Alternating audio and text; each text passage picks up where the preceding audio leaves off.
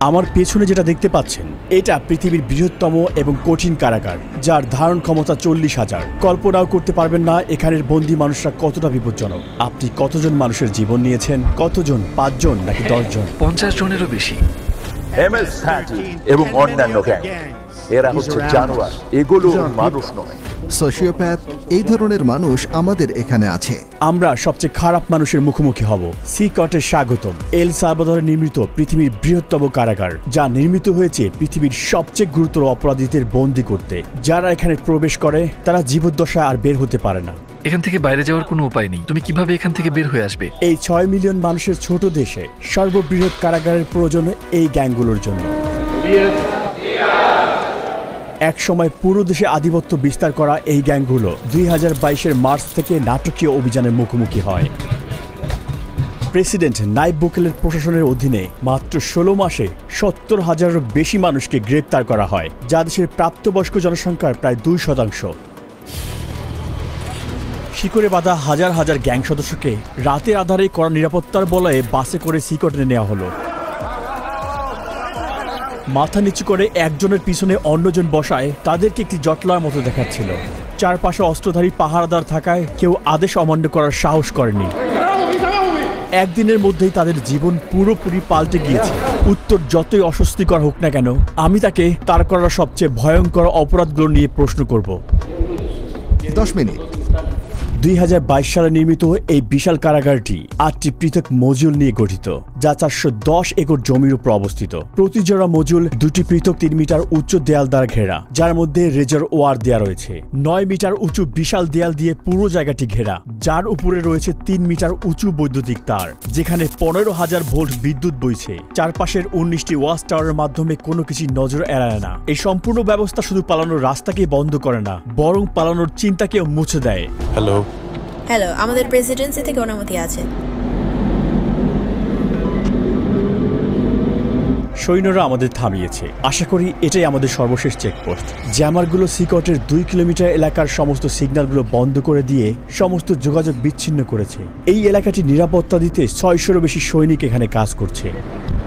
আমরা ভিতরে প্রবেশ করার আগে সমস্ত জিনিসপত্র এখানে রেখে যাব। কেবল ক্যামেরা এবং মাইক্রোফোন নিয়ে ভিতরে প্রবেশ করব।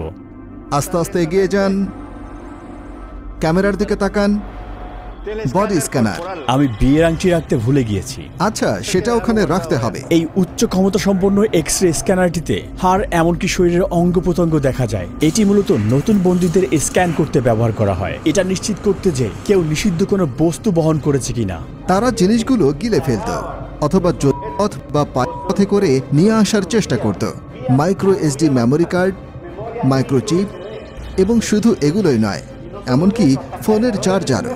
আরও একবার পুরো শরীর তল্লাশি করা হলো। আপনারা জুতা খুলুন। এমনকি তারা মোজার ভিতরেও তল্লাশি করলো। সিকিউরিটি চেক পার করতে আমাদের 1 ঘন্টা সময় লেগেছে। 1 মাসের টানা আবেদনের পর আমরা এখানে আমন্ত্রণ পেয়েছি। গার্ডরা মাস্ক পরে, কারণ তারা এখানে খুবই ঝুঁকিপূর্ণ কাজ করছে। আর যদি তাদেরকে চিনে ফেলে তাহলে শহরে ভ্রমণ করা ঝুঁকিপূর্ণ হয়ে পড়বে, কারণ এই গ্যাংগুলোর অনেক বেশি পরিচিত লিঙ্ক রয়েছে, তাই তারা পরিচয় গোপন রাখে। আপনি কেন মাস্ক পরছেন না? আমাকে তাদের সাথে চোখে চোখ রেখে মুখোমুখি কথা বলতে হয়। তারা ইতিমধ্যেই জানে আমি কে। আমরা এখন নিবন্ধন রুমে। এটা শুধু বন্দীদের জন্যই। যখন অপরাধী রাস্তায় ধরা পড়ে তাদের আইডি থাকে না এবং তারা নাম বলে না। এ কারণে তাদের ফিঙ্গারপ্রিন্ট এবং ছবি তুলে সিস্টেমে নিবন্ধন করা হয়। একবার সিকটের স্থায়ী সদস্য হলে বন্দীদের বাকি জীবনের জন্য প্রিয়জনদের সাথে সকল যোগাযোগ বিচ্ছিন্ন হয়ে যায়, কারণ পরিবার পরিদর্শন একেবারে নিষিদ্ধ। এটাও জানা গুরুত্বপূর্ণ যে বড় অভিযান পরিচালনার সময় কিছু নির্দোষ মানুষকেও ভুল করে এখানে বন্দী করা হয়েছে। এখানে নো কন্টাক্ট নীতির কারণে তাদের পরিবার জানেও না তারা কোথায় আছে বা আদৌ বেঁচে আছে কিনা। কারো কারোর জন্য এই ডকুমেন্টারি হতে পারে তাদের হারিয়ে যাওয়া প্রিয়জনকে দেখার প্রথম সুযোগ। বন্দীরা যেখানে প্রবেশ করে সেই মডিউলগুলো প্রবেশের আগে আমরা এখানে অস্ত্রাগারটি পরিদর্শন করি। যে কোনো বিদ্রোহের জন্য এটি খুবই গুরুত্বপূর্ণ, কারণ তারা পৃথিবীর সবচেয়ে বিপজ্জনক মানুষ। আমরা T65 রাইফেলের মতো অস্ত্র ব্যবহার করি, যা M16 রাইফেলের মতো। আমাদের কাছে আরও একটি অস্ত্র আছে, যা হলো 12 গেজ শটগান। একটি সিগ শাওয়ার রাইফেল সংকীর্ণ স্থানে আমাদের চলাফেরা সহজ করে। যখন অপরাধীদের বন্দি করে বাসে নিয়ে যাওয়া হয় তাদের চলাচল সীমিত করতে এবং আক্রমণের ঝুঁকি কমাতে হাত করা এবং শিকল পরানো হয়। কখনো এখানে কি বিদ্রোহ হয়েছে? এখন পর্যন্ত কোনো পালানোর চেষ্টা হয়নি। এখানে আমরা অপরাধী সংগঠনগুলোর সবচেয়ে খারাপ মানুষদের পেয়েছি। বিদ্রোহ সুরক্ষা গিয়ারের মধ্যে রয়েছে head protection, face shield, neck protection, anti trauma vest, leg protector, shin guard এবং সর্বোপরি একটি ঢাল। সাধারণত কারাগারে বন্দীরা যে কোনো ধরনের হাতে তৈরি অস্ত্র তৈরি করে, যেমন সুচ, ছুরি। তারা সম্পূর্ণ সুরক্ষিত। দেখতে পাচ্ছেন কিভাবে তার পা সুরক্ষিত আছে। যেহেতু কারাগারটি অনেক বড় তাই আমাদের বাসে চড়তে হচ্ছে। আমরা এখন মজুল এলাকায় প্রবেশ করছি। দেশকে নিরাপদে রাখতে 1000 কর্মী সিকটের ভিতরে কাজ করছে। এটা যদিও অসম্ভব, কিন্তু চলুন কল্পনা করি যে কোনো বন্দী এখান থেকে বেরিয়ে এলো। এই সমস্ত পাথরগুলো ইচ্ছে করেই এখানে রাখা হয়েছে, কারণ তারা যখন এটার উপর দিয়ে হাঁটবে এটা অ্যালার্ম সিস্টেমের মতো কাজ করবে, যা শব্দ তৈরি করবে এবং চুপচাপ হাঁটতে পারবে না। তারা কি পালানোর চেষ্টা করেছে? না। তারা কি চেষ্টা করতে পারে? কঠিন, কারণ তাদের একটির পর একটি নিরাপত্তা বলের মধ্য দিয়ে যেতে হবে। বাইরের হস্তক্ষেপ রোধ করতে সিকট তার নিজস্ব অবকাঠামো নিয়ে একটি বিচ্ছিন্ন এলাকায় নির্মিত হয়েছে, যার মধ্যে রয়েছে বৈদ্যুতিক এবং পয়ঃনিষ্কাশন ব্যবস্থা। দুর্ঘটনাবশত বিদ্যুৎ এবং পানি সরবরাহ বন্ধ হলে সিস্টার্ন এবং পাওয়ার প্ল্যান্টগুলো 1 সপ্তাহ পর্যন্ত কার্যক্রম চালু রাখতে সক্ষম। আমি খুবই উচ্ছ্বাসিত। আপনারা দেখবেন আমি মুখোমুখি হব বিশ্বের সবচেয়ে বিপজ্জনক অপরাধীর সাথে। এটা খুবই ঝুঁকিপূর্ণ। আমরা একটি মজুলে এখন প্রবেশ করব। আপনারা পাশাপাশি তৃতীয় এবং চতুর্থ মজুল দুটি দেখতে পাচ্ছেন। অপরাধীরা এখানে প্রবেশ করলে এই দরজা দিয়ে আর কখনোই বের হতে পারে না। আর কয়েক পা আগালেই আমরা 2500-রও বেশি অপরাধী দেখতে পাব। এ যেন এক নিয়ন্ত্রিত বিশৃঙ্খলার মধ্যে পা রাখা।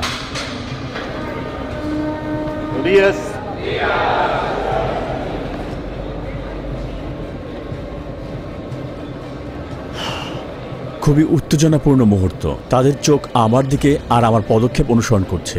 তাদের সাথে আমার আই কন্ট্যাক্ট হচ্ছে। তারা সংখ্যায় অনেক বেশি। আমি বাকরুদ্ধ। আমি নিজের অজান্তেই অস্বস্তি অনুভব করছি। অপরাধীরা সবাই সাদা শার্ট, শর্টস আর স্লিপার পরেছে, অন্য কোনো জিনিসপত্র নেই। বেশিরভাগই জীবনের প্রথম অর্ধে, অর্থাৎ 20 বছর বয়সী, কিন্তু প্রত্যেকেই গুরুতর অপরাধে দণ্ডিত। এমনকি সবচেয়ে কম অপরাধীরও গড়ে প্রমাণিত 20 থেকে 30টি ঘটনা রয়েছে। কিন্তু এখানের কিছু অপরাধী শত শত নিরপরাধ মানুষের জীবন কেড়ে নিয়েছে। আমি বন্দীদের প্রশ্ন করতে পারি? না না না, যদি আপনার কোনো প্রশ্ন থাকে আমি সেগুলোর উত্তর দিতে পারি। আর তারা যদি আমার সাথে কথা বলতে চায় তাহলে আপনি কি করবেন? আমি তাদের এটি করতে দেব না। তারা জানে যে নির্দেশনা মানতে না পারার জন্য পরবর্তীতে শাস্তি হতে পারে। এদের মধ্যে কোন গ্রুপ নেতার সাক্ষাৎকার নিব এটা জানতে প্রচন্ড আগ্রহী। আমাদের জন্য এই হলুদ লাইন পার হওয়া সম্পূর্ণ নিষিদ্ধ, কারণ তারা পৃথিবীর সবচেয়ে বিপজ্জনক মানুষ। আমাদের মাঝে যদি রেলিং না থাকতো, সবাই জানে এখন কি ঘটতে পারত।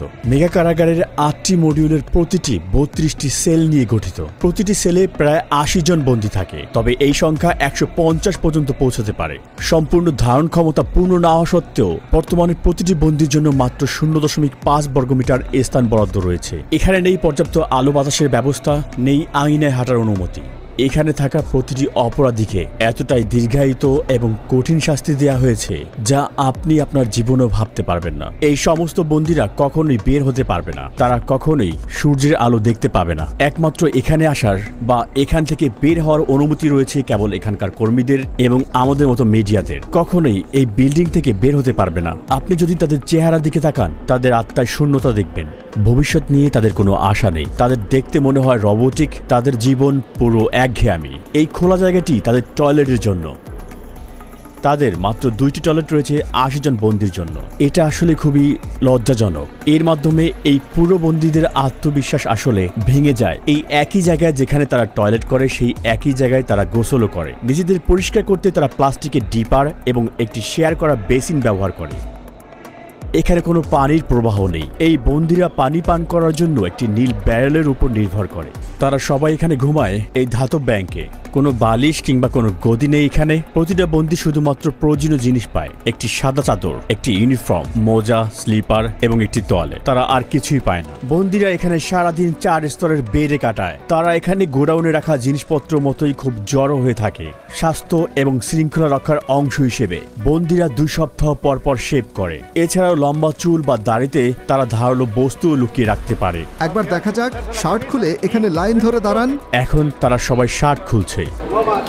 এই বন্দীরা একসময় MS-13 এবং ব্যারিও 18 গ্যাংয়ের সদস্য ছিল, যারা এল সালভাদোরের পাড়া এবং মহল্লা নিয়ন্ত্রণ করত।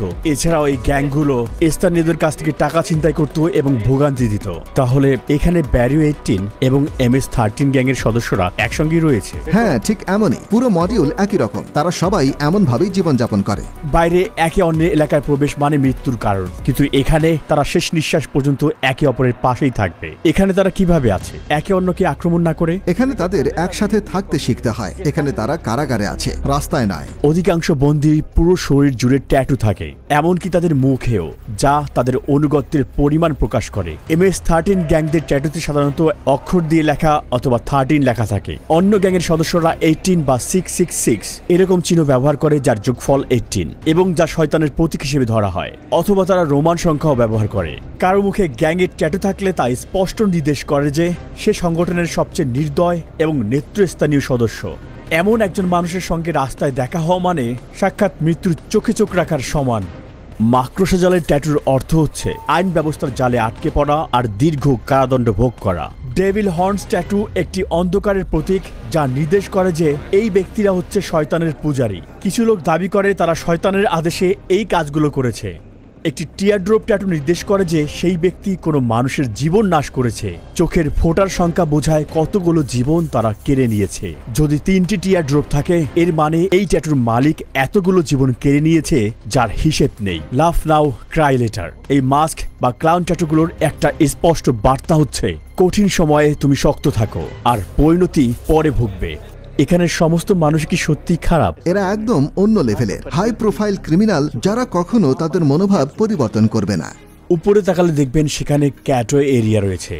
নিরাপত্তা কর্মীরা উঁচু জায়গা থেকে নিয়মিত বন্দীদের উপর নজর রাখছে। এখানে সন্দেহজনক কিছু ঘটলে তারা তৎক্ষণাৎ হস্তক্ষেপ করবে। চারপাশের প্রতিটি কোণা থাকা ক্যামেরার মাধ্যমে তারা 24 ঘন্টা এই এলাকায় নজরদারি রাখে, যাতে কোনো কিছু নজর না এড়ায়। নজরদারির জন্য মডিউলগুলো দিন রাত ব্যাপী আলোকিত রাখা হয়। সূর্যাস্তের পরেও আলো জ্বলতে থাকে। তারা সবসময় নজরদারির মধ্যে থাকে। আমার মনে হয় এটি অন্যতম কঠিন একটি ব্যাপার। আর তারা যখন ঘুমাতে যায় তখন তাওয়াল ব্যবহার করে চোখ ঢাকতে, যাতে চোখে আলো না পড়ে। এখানে তারা বন্দীদেরকে বাইবেল থেকে কিছু গুরুত্বপূর্ণ পাঠ শেখাচ্ছে। এখানে তাদের শারীরিক ব্যায়াম হচ্ছে, আর ওখানে তাদের ট্রেইনার। বন্দীদের সেল থেকে বাইরে যাওয়ার এটাই তাদের একমাত্র সময়। অস্ত্রধারী পাহারাদারদের নজরদারিতে এই কার্যক্রমগুলো প্রতি সপ্তাহে মোট 1 ঘন্টা চলে। এক সময় তারা রাস্তা নিয়ন্ত্রণ করত, কিন্তু এখন তারা ইচ্ছে মতো এক পাও চলতে পারে না। জায়গা কম, তাই সবাই একসাথে একই দিনে বাইরে যেতে পারে না। বন্দীরা যখন এইসব অ্যাক্টিভিটিতে সেলের বাইরে থাকে, তখন কি কোনো বিশৃঙ্খল ঘটনা ঘটেছে? এমন কিছুই হয়নি। যখন আমরা সেলের ভিতরে ক্যামেরা ফোকাস করি, প্রায় দেখি একজন বন্দী আস্তে আস্তে কথা বলছে। সেলের ভিতর থেকেও গ্যাং সদস্যরা বাইরে তথ্য পাঠানোর চেষ্টা করে, আর তাই আমরা তার মুখের ভঙ্গি সেন্সর করে বার্তা ব্লক করে দিয়েছি। কড়া ব্যবস্থা নেওয়ার পরও গ্যাংগুলো এখনো বাইরে শক্তিশালী। গুজব আছে তারা নিরীহ মানুষের উপর প্রতিশোধ নেয়ার পরিকল্পনা করছে, কিন্তু তার পাল্টা হিসেবে কর্তৃপক্ষ তাদের বন্দী সদস্যের উপর আরো কঠিন পদক্ষেপ নেয়ার হুমকি দিয়েছে। যদি ওরা এমন কিছু করে তাহলে কারাগারে একবেলা খাবারও পাবে না। সৃষ্টিকর্তার কসম, তাদের খাওয়ানোর জন্য একটি চালের দানাও থাকবে না। আর দেখি ভাবে তারা কতদিন টেকে। এখানে তাদের 3 বেলা খাবার দেওয়া হয়, ব্রেকফাস্ট, লাঞ্চ আর ডিনার। ব্রেকফাস্টে সাধারণত মটরশুঁটি আর ভাত থাকে, আর ডিনারও প্রায় একই রকম। দুপুরে সাদা ভাত আর পাস্তা দেওয়া হয়। একমাত্র যা পরিবর্তন হয় সেটা হলো পানীয়। চিকেন বা মাংসের মতো কোনো পুষ্টিকর খাবার তালিকায় নেই। এটা দুপুরের খাবার। আজ ভাত, পাস্তা আর 2টা টর্টিলা দেওয়া হয়েছে। খাবারের মেনু কি পরিবর্তন করা হয়? না, প্রতিদিন একই। হ্যাঁ, সবসময় একই থাকে। ফ্রেশমেন্ট। এটা মিষ্টি পানীয়। আমি নিজেই এটা খেয়ে একটু স্বাদ নিয়ে দেখব। বন্দীদেরকে হাত দিয়ে এগুলো খেতে হয় এবং প্লেটগুলোকে ভালোভাবে পরিষ্কার করতে হয়। পর্যাপ্ত প্রোটিনের অভাবে অনেক অপরাধীরাই এখানে পুষ্টিহীনতায় ভুগছে। বন্দীর সাথে সাক্ষাৎকার নেওয়ার আগে আমি আপনাদেরকে একটি জায়গা দেখাতে চাই, যা অন্যতম কঠিন একটি জায়গা। আমরা এখন আছি আইসোলেশন সেলের এলাকায়। যখন বন্দীরা আইন ভাঙে, তাদেরকে এই আইসোলেশন সেলে পাঠানো হয়।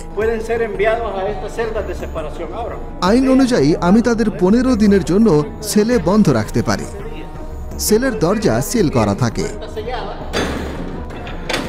এই গ্রিডের মাধ্যমে আমি তাদের দেখতে পারি এবং জানতেও পারি ভেতরে কে আছে।